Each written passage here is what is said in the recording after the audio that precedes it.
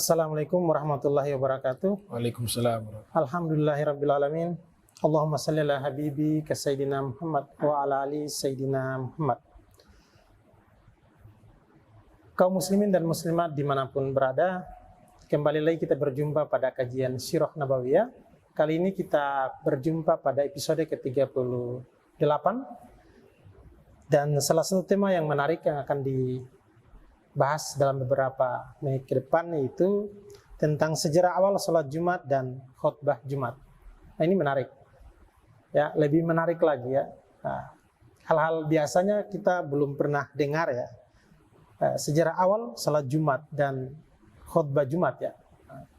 Nah, bagaimana kita akan menelah ataukah menjelaskan tema ini akan disampaikan oleh guru mulia kita Al-Habib Abdurrahman bin Kamil As-Sagaf dalam episode ke-38 dengan sejarah awal sholat Jumat dan khutbah Jumat. Bib, saya langsung saja tentang pembahasan sejarah awal sholat Jumat dan khutbah Jumat bagaimana dilaksanakan pada saat itu. Silakan. Assalamualaikum warahmatullahi wabarakatuh. Waalaikumsalam. Alhamdulillahi rabbil alamin. Allahumma salli wa sallim ala sayyidina Muhammadin khatamin nabiyyin wa ala alihi wa sahbihi ajma'in. Punya kaitan dengan perjalanan Nabi dari Masjid Quba. Di sini dikatakan bahwa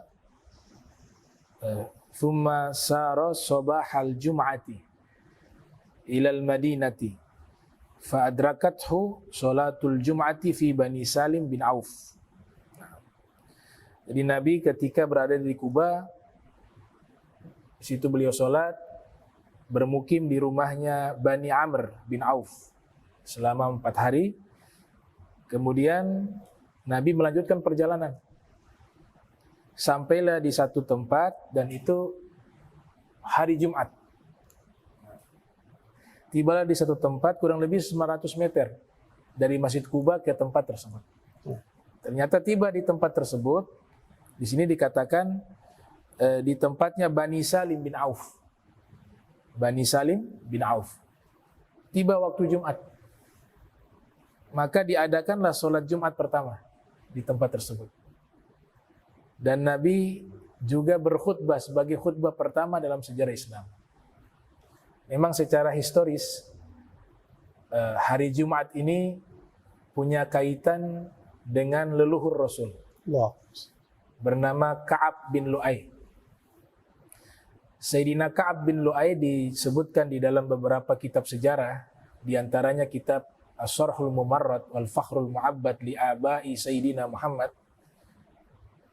Disebutkan bahwa orang pertama yang menamakan hari Jumat dengan Jumat adalah leluhur Rasul yang bernama Ka'ab bin Lu'ay.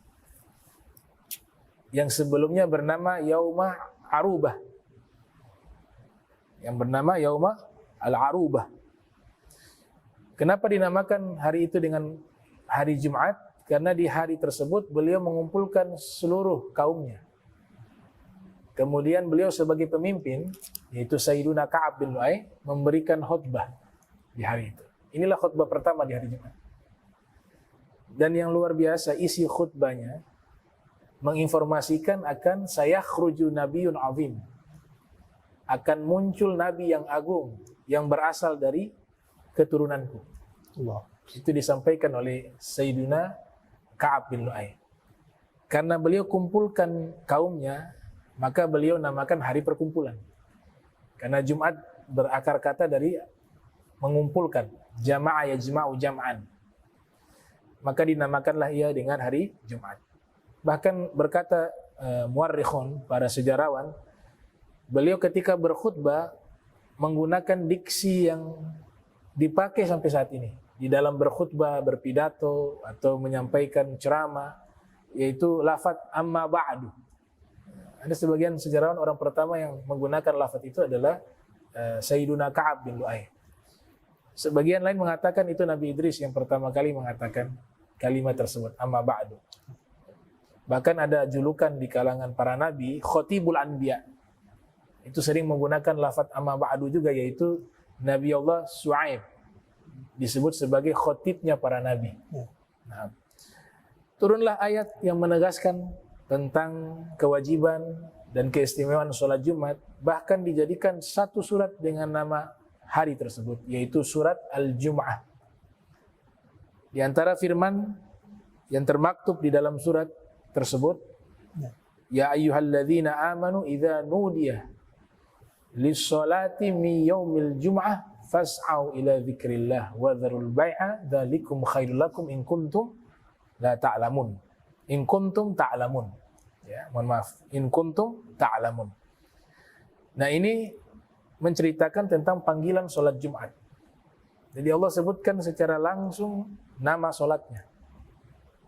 Sholat Jumat. Dan ini pertama kali diadakan 1 Hijriah. Di saat Nabi berhijrah. Dari Kuba menuju ke kota Madinah. Sampailah di satu lokasi dari Bani Salim bin Auf. Disitulah diadakan sholat Jumat pertama. Dan khutbah Jumat pertama. Jaraknya 600 meter dari Masjid Kuba, kalau tidak salah itu. Ya, sekitar 600 meter dari Masjid Kuba. Nah, dari penjelasan singkat tadi ada beberapa hal ya yang saya coba menggarisbawahi. Ada 2 kata di sini. Pertama adalah salat Jumat dan khutbah Jumat.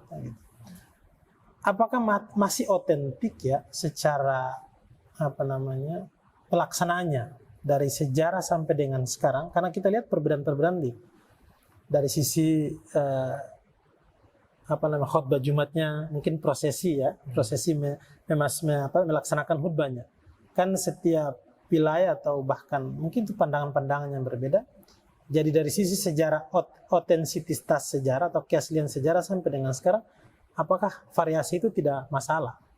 Ada yang kadang menghantarkan ke naik khutbah itu, ada yang menghantarkan, ada yang langsung saja naik. Gitu. Apakah itu merupakan hal substansi sehingga mungkin sejarahnya kita bisa mendengarkan secara langsung oleh kaum muslimin? Yang menjadi substansi di dalam khutbah. Khutbah ini dari sejak zaman Rasul sampai hari ini salah satu amal ibadah yang tidak pernah berubah.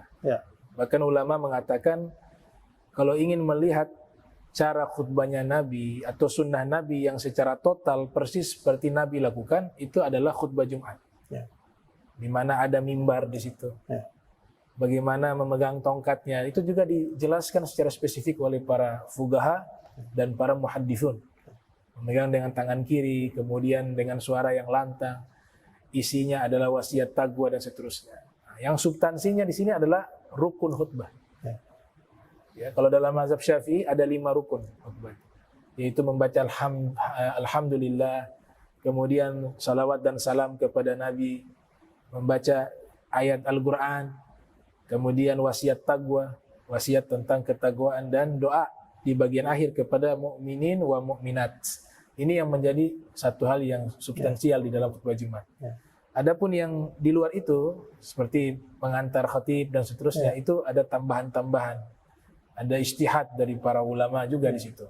Walaupun memang isyaratnya ada, tapi yang persis seperti itu tidak ada nas yang secara sharih menjelaskan hal itu. Demikian juga yang terjadi ketika masa khilafah Daulah Umayyah, mereka membuat satu aturan khutbah yang isinya mencaci maki Sayyidina Ali dan anak turunannya. Di bagian akhir khutbah ditambahkan itu. Tiba di masa khilafah Umar ibn Abdul Aziz, ya, beliau memimpin tahun 99 Hijriah sampai 101 Hijriah, beliau mengganti undang-undang tersebut dengan kutipan firman di dalam Al-Quran, Innallaha ya'muru bil adli wal ihsan wa ita'i dzil qurba wa yanha 'anil fahsya'i wal munkar wal bagyi ya'idzukum la'allakum ila akhir ayat. Itu tambahan dari Khalifah Umar ibn Abdul Aziz untuk mengganti, menghapus posisi cacian kepada Imam Ali dan turunannya.